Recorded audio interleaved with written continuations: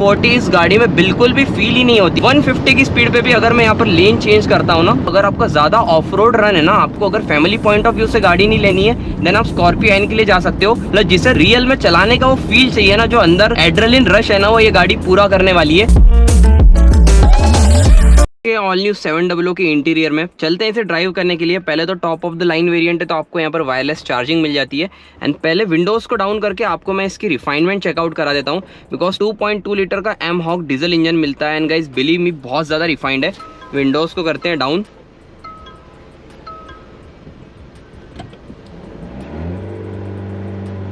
3000 RPM तक rev हो रहा है, बट कहीं भी आपको ऐसा बेकार सा नोट सुनाई नहीं आने वाला, बिकॉज यार महिंद्रा ने बहुत हद तक काम करा है।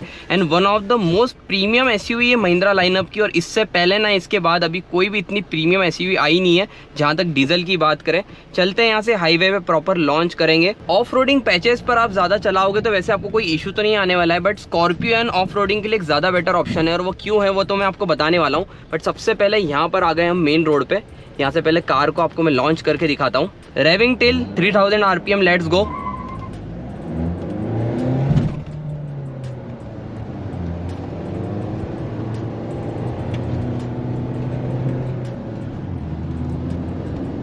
जो कॉर्नरिंग स्टेबिलिटी देती है ना गाइस, नेक्स्ट लेवल है। वैसे तो अभी मैं सबसे बेसिक मोड पे चला रहा हूँ जिप। 3 मोड्स आपको मिलते हैं, जिप, जैप, जूम। यहाँ से आप इजीली चेंज कर सकते हो। And this is top of the line mode zoom. And यहाँ पर जैसे ही आप चेंज करोगे ना, यहाँ पर भी पूरा इंटरफेरेंस चेंज हो जाता है मीटर का। एंड नेक्स्ट लेवल ये पावर जनरेट करती है। सबसे पहले इंजन स्पेक्स की बात करें, 2 इंजन ऑप्शंस के साथ ये कार आने वाली है, पेट्रोल एंड डीजल। एंड सबसे ज़्यादा लोग डीजल ही लेते हैं, बिकॉज जो ये पावर जनरेट करती है, जो ये माइलेज देने वाली है ना, वो बेस्ट इन सेगमेंट है। 2.2 लीटर का एम हॉक डीजल इंजन इसमें आपको मिलने वाला है, जो कि 182 PS की power and 420 Nm of torque in diesel manual variant and 450 Nm of torque in diesel automatic variant produce करके देने वाली है। बट जहां पेट्रोल वेरिएंट लेने की बात कर रहे हो ना, वहां पर आपको 2 लीटर का एम स्टैलियन इंजन मिलेगा, 200 PS की पावर, 380 Nm का टॉर्क निकाल के देगी। बट उसमें आपको माइलेज में थोड़ा कॉम्प्रोमाइज करना पड़ेगा, बट थोड़ा सा हाई स्पीड आपको मैं ले जाकर दिखाता हूँ। गाइस बिलीव मी, 120 140 इस गाड़ी में बिल्कुल भी फील ही नहीं होती। मतलब आप देखो यहाँ पर हमने ऑलमोस्ट 120 क्रॉस कर ली है, और अगर मैं इसे शार्प लेन्स भी चेंज करता हूँ ना, कहीं भी आउट ऑफ लेन नहीं जाती। जो इसकी हाई स्पीड स्टेबिलिटी है ना, बहुत ही गजब की है। मतलब मैं पहले भी ड्राइव वीडियोस डाल चुका हूँ, इनफैक्ट मैं 1-2 बार इसे 160 170 भी ले जा चुका हूँ। इतनी प्यारी स्टेबिलिटी इसलिए देती है बिकॉज महिंद्रा की बहुत कम कार से जो फ्रंट व्हील ड्राइव आती है एंड मोनोकॉक फ्रेम पे आती है। एंड महिंद्रा की इनफैक्ट 2 ही गाड़ियाँ है, XUV 3XO एंड XUV 700। बाकी Scorpio classic, Scorpio and Bolero neo, ये सब गाड़ियाँ लेडर ऑन फ्रेम पे आती है, जो कि बहुत ज़्यादा बॉडी रोल आपको देने वाली है, और साथ ही में इतनी ज़्यादा हाई स्पीड पे स्टेबल नहीं रहती, बिकॉज वो रियर व्हील ड्राइव के साथ आती है। बाकी ये टर्निंग रिस्पॉन्स की बात करते हैं, स्टीयरिंग फीडबैक आप चेकआउट कर लो। काफ़ी कम जगह में टर्न हो जाती है, स्टीयरिंग भी इजीली रिटर्न आ रहा है। बट जैसे ही हम इसे हाई स्पीड पे ले जाते हैं ना, आपको कहीं भी ऐसे केबिन में ना ही कोई नॉइस फील होने वाला है। और जो ये पुल बैक देती है ना गाइस, गजब का मजा आता है इसे चलाने में, बिकॉज डीजल रॉकेट इसे ऐसे ही नहीं बुलाते। सेगमेंट में सबसे ज्यादा पावर ये निकाल कर देती है। एंड ये आप चेक कर लो, एडास लेवल 2 जैसे सारे फीचर्स इसमें आपको मिल जाते हैं। 6th गियर की तो हालांकि नीड ही नहीं पड़ेगी, 5th गियर में इतनी प्यारी पावर जनरेट कर रही है। 150 की स्पीड पे भी अगर मैं यहाँ पर लेन चेंज करता हूँ ना, कहीं भी आउट ऑफ लेन नहीं जाती। 2 टन की ये कार है, चलाने में बिल्कुल भी फील नहीं होता कि यार आप इतनी वेटेड कार चला रहे हो। 100+ की स्पीड पे भी ऐसे शार्प कॉर्नर्स लोगे ना, कभी भी आपको ये गाड़ी में इनसिक्योरिटी फील नहीं होने वाली।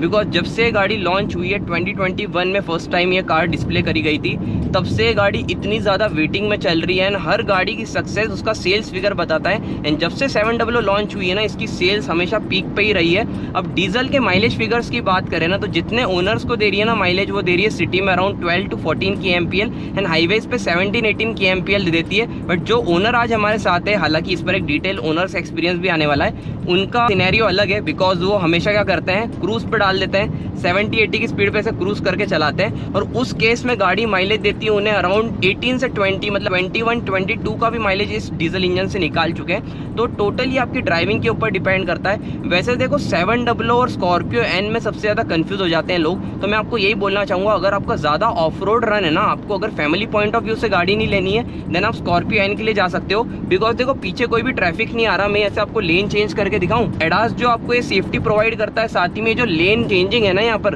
बिल्कुल भी गाड़ी आउट ऑफ लेन नहीं जाती। बट ये अगर आप स्कॉर्पियो एंड स्कॉर्पियो क्लासिक जैसी एसयूवीज के साथ ट्राई करोगे ना, तो आपको बहुत ज़्यादा इनसिक्योर फील करा देगी, बिकॉज वो लेडर ऑन फ्रेम पे आती है, हाइट में भी काफ़ी ज़्यादा एंड रियर व्हील ड्राइव है, तो स्किड होने के बहुत ज़्यादा चांसेस रहते हैं। बट जहाँ पर ऑफ रोडिंग रन ज़्यादा है ना, वहाँ पर आपको फॉर श्योर वो गाड़ियाँ ज़्यादा परफेक्ट रहने वाली है। अब जहाँ तक कि इसके कंपटीटर्स की बात आती है, सफारी एंड एमजी हेक्टर, तो मैं आपको बताना चाहूँगा Safari, Harrier, Jeep Compass as well as MG Hector में एक ही इंजन यूज़ करा गया है, जो कि है 2 लीटर का डीजल क्रायोटेक इंजन। और आपको हालांकि सफारी में पेट्रोल जैसा कोई ऑप्शन भी नहीं मिलता है, जो कि 700 प्रोवाइड करती है। जो 2 लीटर का क्रायोटेक इंजन है ना, वो आपको 170 PS की power and 350 Nm of torque निकाल के देने वाली है। बट इसका जो टॉर्क है ना, टॉर्क एंड पावर इसकी सेगमेंट में सबसे ज़्यादा रहने वाली है।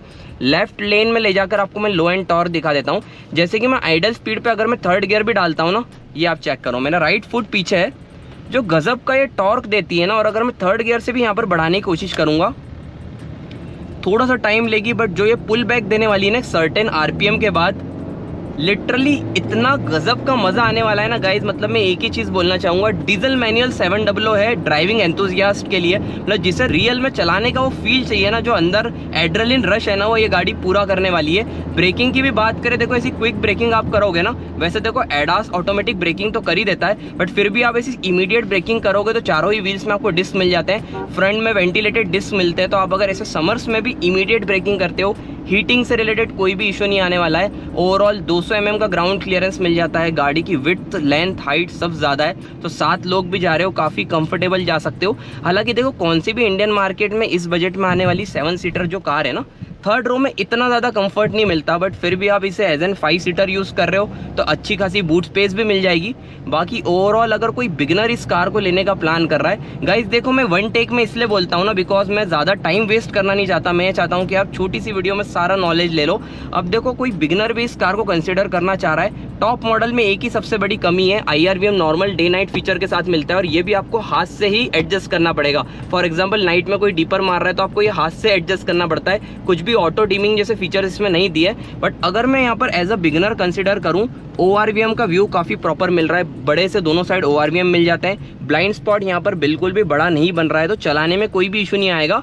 और जो ये स्टीयरिंग है ना गाइज, लिटरली आप ये फिंगर से टर्न कर सकते हो, इतना प्यारा स्टीयरिंग है, तो आपको चलाने में बहुत ही बढ़िया मज़ा आने वाला है इस गाड़ी को। एंड देखो मैं इसे ओवरटेक भी करूँ, कहीं भी पावर की कमी आपको फील नहीं होने वाली।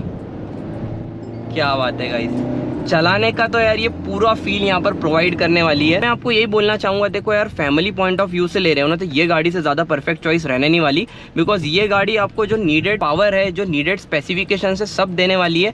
एडास लेवल 2 जैसे फीचर्स मिल जाते हैं, पैनोरामिक सनरूफ आपको इसमें मिल जाता है। पैनोरामिक सनरूफ वगैरह को हम फीचर में काउंट नहीं करते हैं, बट फिर भी एक फैमिली के लिए सबसे इंपॉर्टेंट क्या है, वो है safety. Safety point of view से इसमें आपको 5 स्टार सेफ्टी रेटिंग मिल जाती है, 7 एयरबैग्स आपको मिल जाते हैं, एडास लेवल 2 मिल जाता है, तो सेफ्टी पॉइंट ऑफ व्यू से कहीं भी कॉम्प्रोमाइज़ नहीं करना पड़ेगा। एंड मोनोकॉक फ्रेम पे बनी है ना गाइज ये, तो आपको कहीं भी मतलब इनसिक्योरिटी फील नहीं होने वाली, जैसा कि मैंने आपको हाईवेज पे ऐसी शार्प लेन्स लेकर भी दिखाई थी। बाकी थोड़ा सिटी रन आ गया है, सिटी में देखो आप अगर लाइट फुट ड्राइवर हो ना, तो आप 13-14 का भी माइलेज निकाल सकते हो, बट अगर आप एग्रेसिवली लो गियर्स पे पुल करोगे तो सिटी में आप 10-12 से ऊपर माइलेज एक्सपेक्ट मत करना। बाकी सिटी में भी इतनी बड़ी गाड़ी है ना, तो आपको ऐसे चलाने में ऐसा नहीं लगेगा कि यार मैं चलाने में कोई इशू आ रहा है। देखो मैं इतनी कम जगह में ऐसे जज करने में कोई भी इशू नहीं आता है। आप अगर मैनुअल वेरिएंट ले रहे हो ना, तो आपको ऐसे गियर ड्रॉप करने की भी जरूरत नहीं पड़ेगी। मतलब मैं चाहूँ तो 3rd गियर में ही यहाँ पर low speeds as well as high speeds पे चला सकता हूँ, और यही टॉर्क का सबसे बड़ा फायदा है। वैसे वर्डिक की बात करते हैं, ओवरऑल तो मैंने बहुत सारी चीज़ें आपके साथ शेयर कर दी। गाइस वर्डिक की बात करें तो मैं यही बोलना चाहूँगा, मेरे फ्रेंड सर्कल में पर्सनली बहुत सारे फ्रेंड्स ने कार ले ली है, और कोई अराउंड 60,000-70,000 किलोमीटर्स भी चला चुका है, तो आज तक किसी को भी कोई ऐसा मेजर इशू आया नहीं है। छोटे मोटे इशू लाइक इंफोटेनमेंट सिस्टम से रिलेटेड ग्लिचेस या ऐसे कोई इश्यूज आ जाते हैं जो कि सॉल्व हो जाते हैं, बट इंजन से रिलेटेड और इसकी रिलायबिलिटी से रिलेटेड आज तक किसी को भी कोई भी इशू नहीं आया है। तो ओवरऑल आप लेना चाह रहे हो ना, तो top of the line variant he worth it रहने वाला है। वैसे देखो AX3 AX5 भी ले सकते हो, बट 1 टाइम इन्वेस्टमेंट है, एक बार के पैसे लगाओ, प्रॉपर सारे फीचर्स आपको इसमें मिल जाएंगे। बिकॉज 700 एक मोस्ट अफोर्डेबल गाड़ी है, जो फीचर एंड पावर ही देती है ना, वो अराउंड 40-50 लाख की गाड़ियाँ इंडियन मार्केट में प्रोवाइड करती है। According to me must choice है, आप जाकर ले सकते हो। बाकी वीडियो यहाँ तक देखी हो, अच्छी लगी हो तो यार लाइक करना, चैनल को सब्सक्राइब कर लेना। सो मिलते हैं ऐसे एक इंटरेस्टिंग कंटेंट के साथ।